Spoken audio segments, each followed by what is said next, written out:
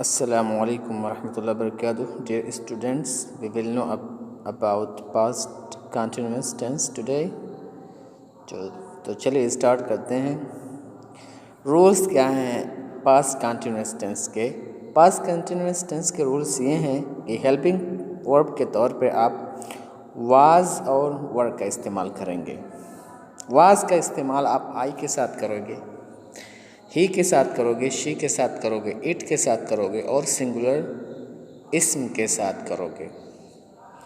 और वर का इस्तेमाल आप यू के साथ करोगे, वी के साथ करोगे, दे के साथ करोगे और जमा नाउन के साथ करोगे, इस्म के साथ करोगे। ओके। और मेन वर्ब के तौर पर आप आईएनजी फॉर्म का इस्तेमाल करोगे, V4 का इस्तेमाल करोगे। उसके बाद अगर आपका फ़ेल कोई ऐसा फ़ेल है जो मफ़ूल भी चाहता है, ऑब्जेक्ट भी चाहता है, तो आप क्या लिखोगे? उसके बाद ऑब्जेक्ट लिखोगे, यानी ट्रांजिटिव और इंट्रांजिटिव वर्ब। ओके। तो I hope that the rules are very easy, it is not difficult, anyone can remember it and memorise it. और इसके भी 6 किस्म के सेंटेंसेस हैं: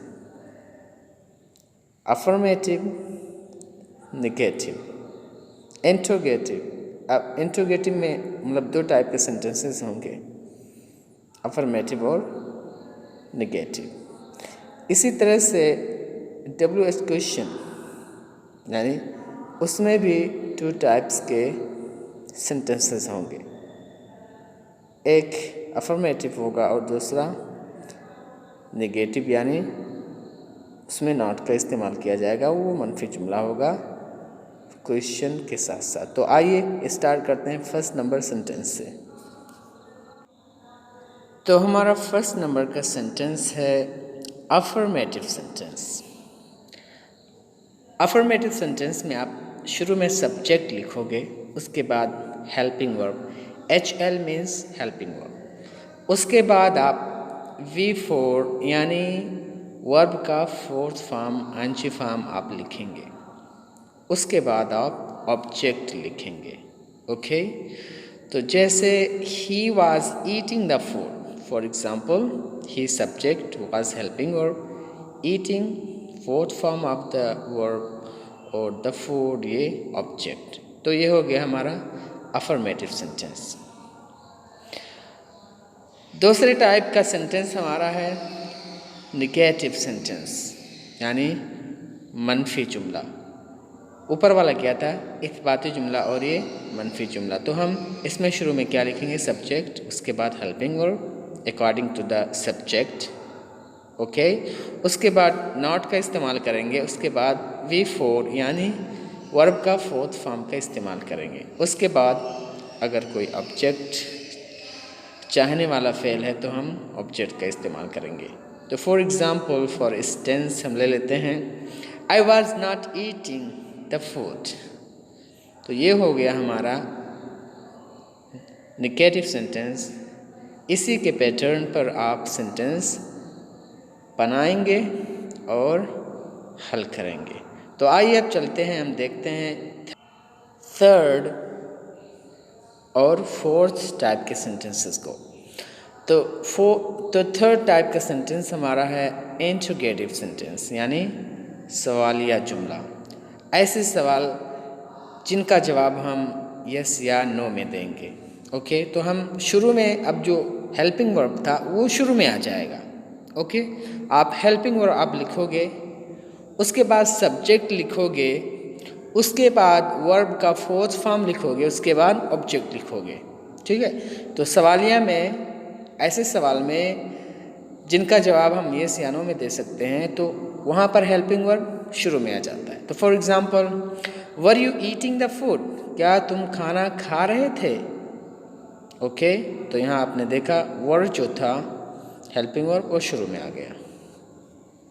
easy, it's very easy. Okay.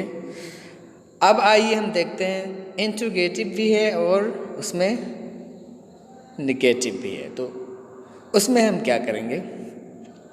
वहाँ पर भी हम हेल्पिंग वर्ब का इस्तेमाल करेंगे शुरू में, उसके बाद फिर सब्जेक्ट लिखेंगे, उसके बाद नॉट लिखेंगे, उसके बाद fourth form of the verb का इस्तेमाल करेंगे यानी एनजी फॉर्म का इस्तेमाल करेंगे, उसके बाद ऑब्जेक्ट का इस्तेमाल करेंगे अगर अकॉर्डिंग टू द वर्ब, अगर वर्ब ट्रांजिटिव या इंट्रांजिटिव के अकॉर्डिंग हम ऑब्जेक्ट लेके आएंगे। तो यहाँ पर फॉर एग्ज़ाम्पल हम ले लेते हैं was he not eating the food, क्या वो खाना नहीं खा रहा था। तो आप यहाँ पे आप देखिएगा कि इंट्रोगेटिव भी है और नेगेटिव भी है, तो इसी के पैटर्न पर आप सेंटेंसेस आप बनाएं और समझें। अब आइए देखते हैं हम फिफ्थ और सिक्स टाइप के सेंटेंसेस को। वो क्या है, यानी ऐसे सवालात जिनका जवाब हम यस या नो में नहीं दे सकते हैं, बल्कि उसका जवाब हमें डिटेल में देना होगा। तो इसमें भी मतलब दो टाइप के सेंटेंसेस होते हैं, एक जिसमें अफर्मेटिव का जुज़ होता है और दूसरे में जिसमें निगेटिव का पहलू होता है। तो आइए हम देख लेते हैं WH क्वेश्चन प्लस अफर्मेटिव का पहलू है। तो इसमें आप शुरू में लिखोगे क्वेश्चन वर्ड, उसके बाद हेल्पिंग वर्ब का इस्तेमाल करोगे according to the subject. Okay, आपको यानी शुरू में बता दिया गया है कि हेल्पिंग वर्ब हम किसके साथ कौन सा इस्तेमाल करेंगे। तो इसमें आप क्वेश्चन वर्ड का इस्तेमाल करोगे, फिर हेल्पिंग वर्ब का इस्तेमाल करोगे, फिर सब्जेक्ट, फिर fourth form of the verb का इस्तेमाल करोगे। ओके, उसके बाद आप ऑब्जेक्ट का इस्तेमाल करोगे, मफ़ऊल का इस्तेमाल करोगे। तो फॉर एग्ज़ाम्पल हम ले लेते हैं why were they eating the food, ये लोग खाना क्यों खा रहे थे।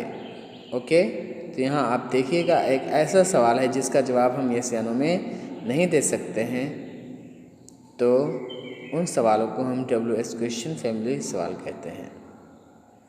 तो आप इसी के पैटर्न पे अपने सेंटेंस को ढालेंगे और उसको प्रैक्टिस करेंगे। अब आइए देखते हैं 6 टाइप के सेंटेंस को पास्ट कंटिन्यूअस टेंस में, और वो है WH question plus negative sentence, यानी उसमें नेगेटिव का भी पहलू होगा, नफ़ी की भी पहलू होगी। तो इसमें क्या लिखोगे आप, सबसे पहले लिखोगे यानी question word which, why, who, whom, जो भी है, उसके बाद हेल्पिंग वर्ब लिखोगे, उसके बाद सब्जेक्ट लिखोगे, उसके बाद सब्जेक्ट के बाद आप नॉट का इस्तेमाल करोगे, उसके बाद fourth form of the verb का इस्तेमाल करोगे, उसके बाद जा कर के मफ़ऊल का इस्तेमाल करोगे। ओके, तो फॉर एग्ज़ाम्पल हम ले लेते हैं why was she not eating the food, वो खाना क्यों नहीं खा रही थी। ओके, तो यहाँ पे आपने देखा हमने शुरू में क्वेश्चन वर्ड लिखा वाई, उसके बाद हेल्पिंग वर्ड, उसके बाद सब्जेक्ट, फिर नॉट, फिर fourth form of the verb, फिर ऑब्जेक्ट। तो यही हमारा मतलब पैटर्न है पास्ट कंटिन्यूअस टेंस का। और पास्ट कंटिन्यूअस टेंस सेंटेंसेस भी छः टाइप के होते हैं, 6 प्रकार के होते हैं। इन सेंटेंसेस को आप समझें और उस पर यानी ज़्यादा से ज़्यादा आप प्रैक्टिस करें। As you know that practice makes the man perfect, यानी प्रैक्टिस ही आदमी को मुकम्मल करती है। तो the more you practice the more you understand. Okay, so ऐसे ही सेंटेंस आप देखें, उसमें गौर करें, उसको समझें और इसी के पैटर्न पर अपने पास कंटिन्यूअस टेंस के सेंटेंसेस बनाने की कोशिश करें। तो I hope that you understood the grammar lesson today, and next 2 days, in next week we are going to practice for 2 days inshallah. So till then, assalamu alaikum wa rahmatullahi wa barakatuh.